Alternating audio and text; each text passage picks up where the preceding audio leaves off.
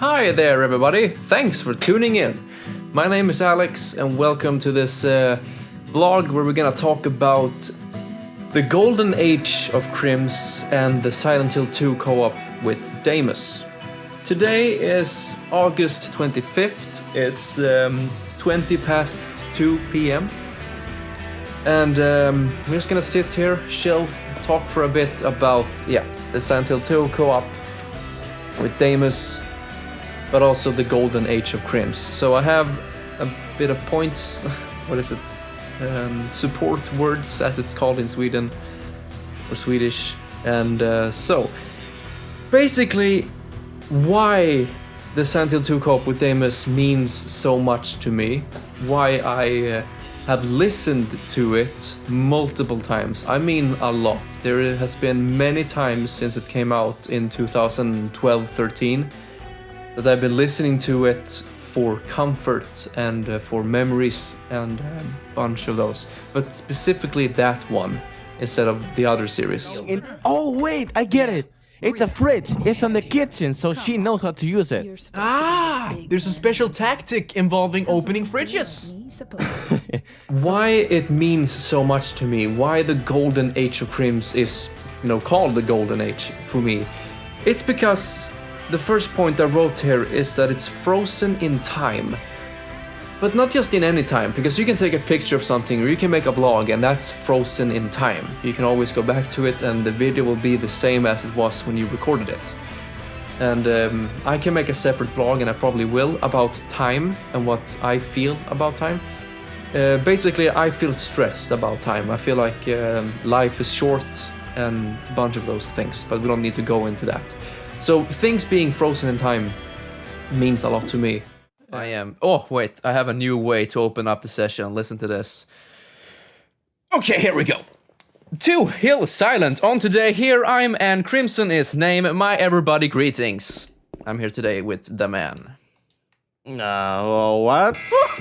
It's, as I said, not frozen in just any time. It's frozen in a time where I just finished school and I just worked throughout the entire summer of 2012 full time. And with that money I built my PC right here, which I love. And then I had what we call a sabbatsår in Swedish, which is basically after you graduate, it's okay to take like a full year to just recharge your battery, just enjoy life and don't have to study, because that's what you do. You have studied your entire life from kindergarten to the first grade all the way to 9th grade high school, and then you have first ring, second ring, third ring, and then you graduate. At least that's how it is in Sweden. Forget me, I'm not doing this anymore. I'm going to quit this session. Yeah, me too. Goodbye. We both quit at the same time and it's just quiet. Wait, where are we going now? Do-do-lulu. Lulu. Doodle.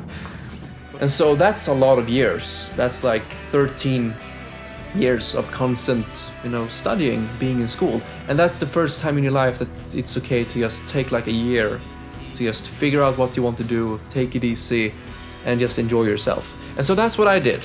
So at the end of summer 2012, that's where I built my computer, and I had this time in front of me that I can just take it easy and do whatever I want. And so I made music. I made the Rainbow Factory cover, which got quite popular. I made Fall Weather Friends and Off Winter Coolness. I streamed a lot. I made commentary. I just had a good time. And what's so weird when I look back to it is that during that time, I had next to no friends whatsoever. I had no one I hung out with. I didn't have any friends really. I was alone, but for some reason I was content. I was okay with everything. I accepted it. I hadn't had a relationship ever. I had never kissed a girl. I had never, had sex. I haven't done anything. I was alone.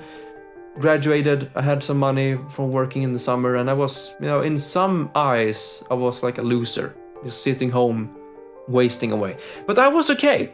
There is a health drink here, but it's gone now. are we supposed to be here? Are we supposed to be playing this? A better question, are we supposed to be funny? No! I was content. I was fine.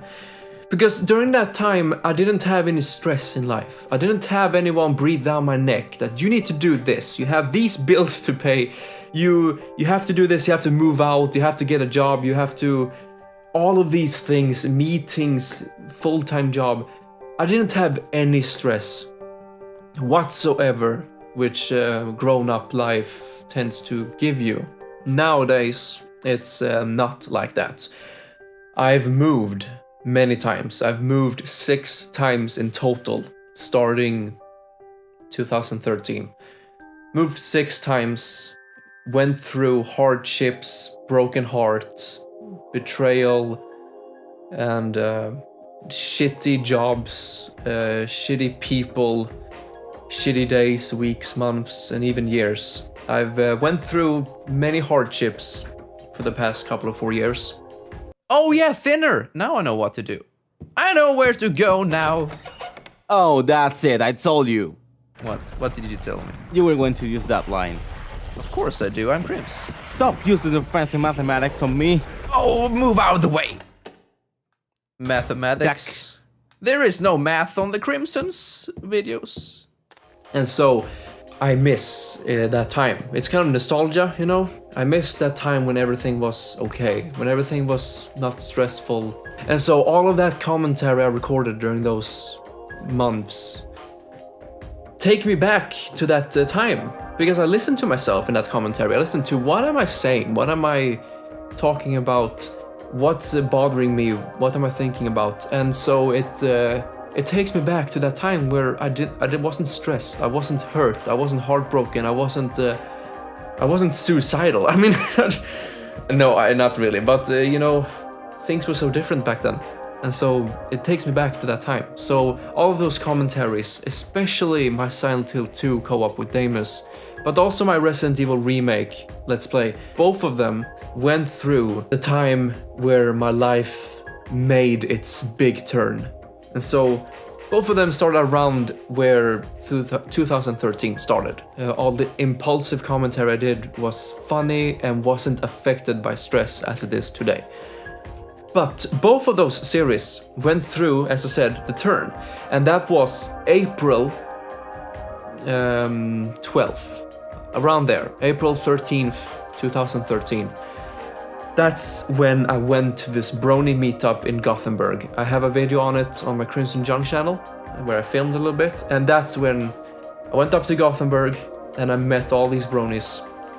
Had a great time, and that's where I met all of my future friends. A lot of them. My future girlfriends. Both of them I met for the first time on that meet. So, as we call it, prison meet, because it was at a prison place, kind of. The place was called Prison, in Swedish at least. So we called it the prison meet, and that's when everything started. I fell in love, and I wanted to move up, and all that shit, and we're not gonna go through all of that, because that's gonna make this video 1 hour long, and I'm not gonna want to talk about that so much right now. Don't spill your drink again. No, I don't have any drinks. On me now. Stop What fapping. I mean is the... Stop what? The what? You say stop that. I said stop fapping. Get to kitchen. That See, part was then so- you call me an original. And then you quote all the time. I reuse lots of lines. That's quoting. It is quoting myself. Man, I'm such a failure as a person. Egotistical. I should just stop everything. Right? Quit. I have no friends. And I make sex jokes on a Crimson channel. I mean, my god, what is my future? Trying to move up to Gothenburg. Ooh, how the fuck is that going to work out? Nobody knows me! But basically, both of those series went through that turn, where I now wanted to move up. I had goals in my life, I wanted to do things. And that's when everything started, the train wreck, kind of. The train wreck of life started there. And so in that Resident Evil remake, it's very obvious when after that meet, after I want to do all these things, and after I got my first girlfriend, I was recording that series all throughout that change, and it's so special to me. It takes me back to that time, and it really has a special place in my heart. Especially my Silent Hill 2 co-op with Damus, because me and him, we talked about it, but I hope you understand. So that's what makes those two so special. They were frozen in time before my life turned around and made this huge turn, and everything went down Trainwreck Hill. But it's not all negative. My life has some positive things as well since then. But still, it has been very heavy. The fourth point in this little text here is my favorite commentary moments. And that goes for all of the Golden Age of Crimz, of course. And that's Resident Evil 2, Eternal Darkness, the beginning of it, Resident Evil Remake, Silent Hill 2 co-op, Silent Hill 4 stream, Silent Hill Homecoming, first part. All of those are the Golden Age of Crimz, and I recommend you check them out if you want to. If you want really nice Crimson commentary when it was raw and untainted by stress. And I just love all the moments in those commentaries. The Silent Hill 2 co-op, I love the moments we had there. So much fun, so much quotable lines, and I laugh to them even now, or even after listening to them so many times, I still laugh. I don't think he is watching this, to be perfectly honest. He even said it yesterday. Well, that's a good decision to make. Why bother watching this? Tell that to Lakota failure.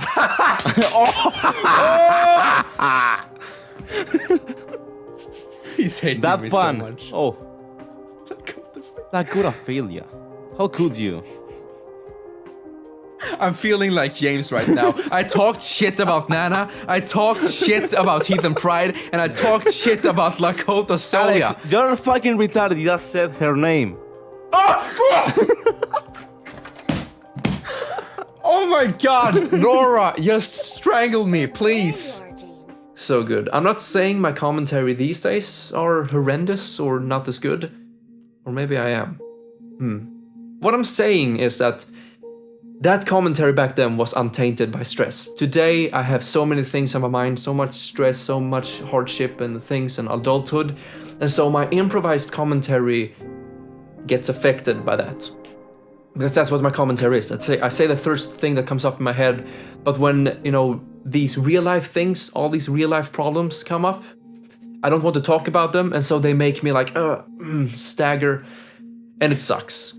And so, once again, the Golden Age was untainted by those things, and so the raw, impulsive commentary was it was great, funny, most time. And the fifth point, very funny, says no friends. I already talked about that. I didn't have any friends. I guess I can say this. My only friends during those times were Damus, or Aitor, and Heath and Pride, and Aceback. And I can say right now, as of recording this, I'm very glad that Aceback and Aitor are still with me. We still talk. He joined the Discord server, for example. And so I'm very happy to have those guys still with me, in a way.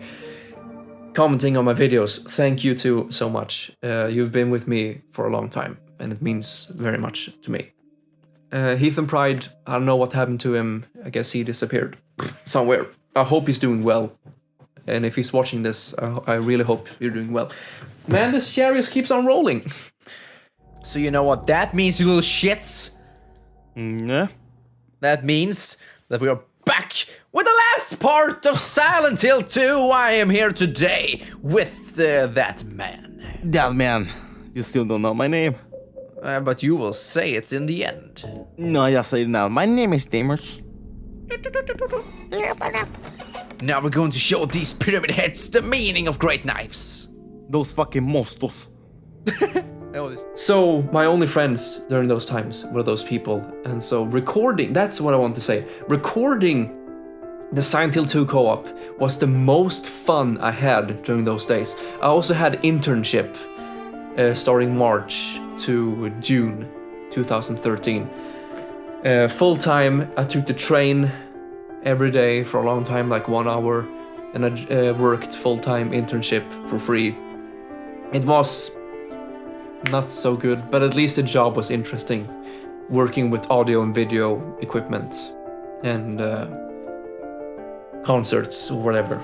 So it was great, but I didn't get paid and whatever. But as I said, recording the co-op with Damus was the most fun I had. I even said that in one of the parts. Some people might think this is weird, that that was the most fun you had, recording a co-op. Or maybe not, I don't know. But I didn't, you know, party, didn't do any of those things, I didn't get drunk. And so that was the most fun I had, recording that co-op commentary. Really fun. And I wish to do it again. I really do. And the last point of this little thing here, we have like 5 minutes left, is favorite game of all time. Doesn't that say it all? So Silent Hill 2, right here, is my favorite game of all time, and it has been since 2000. Yeah, in between 12 and 13. It's been my favorite game of all time. It's a pure masterpiece, and there's nothing like it, kind of, maybe, but at least not for me, from what I've seen. And so, of course, having the golden age of Crimz with Damus, recording a co-op on my favorite game of all time, where we both love this game, makes for a perfect mix. And so that's why it means so much to me. I hope you understand now why the Silent Hill 2 co-op especially means so much to me. And I still listen to it. I still do. I mean, just recently I listened through the whole series. Mary, explain this shit. Shoot first, ask questions later. I'm not trying to be funny anymore, so if you think I'm funny, then you have a problem. Your sandwiches suck! And this is for your fucking sewing skills! And fucking Eileen every time she goes home to suck your dick! That's inappropriate. Now, even though I say that it was a perfect mix, that this co-op with this game during that time is a perfect mix, even though that's the case, all of the sessions weren't that great. And what's sad, kind of, is that the first 2 sessions, especially the first session, wasn't good. But it's still special because it was the first co-op I ever did. Or was it? No, I did one with Rob and LV Gamer. But still, it was the first real co-op from beginning to end, you know? And so we were both not used to it. And it was weird. We didn't really find the connection, and there were some technical problems during the first few sessions. And so they didn't turn out that great, but they're still special. But how entertaining they are to watch, not so much. And not to be critical or something about Damus here, but he really blossomed later on. I mean, I've been doing commentaries since 2009, but Damus haven't, and so we were on like 2 different levels when it comes to commentary in English. And so there were some parts when it was, you know, not so good, but some parts where it was really good. And those are the sessions I want to talk about. The session, let's see, part 8. Watch the series from part 8, that session, and just listen to how much energy Damus has compared to like before, but also myself. And that's one of my favorite sessions, part 8 forward, and also part 23, I think, the very last session of the Silent Hill 2 co-op. Those 2 sessions are my absolute favorite. Damus was so much fun to play with, and you know, the commentary was so much energy. He was really fun.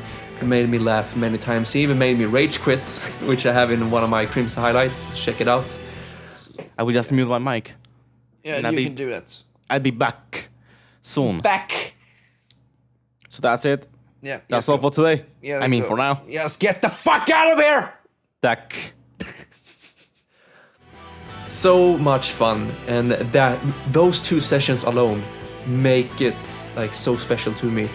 The other sessions, it went up and down, as I said. So some sessions weren't that good, both from me and him, in my opinion. But those two, part 8 and part 23, those 2 sessions, oh, so good.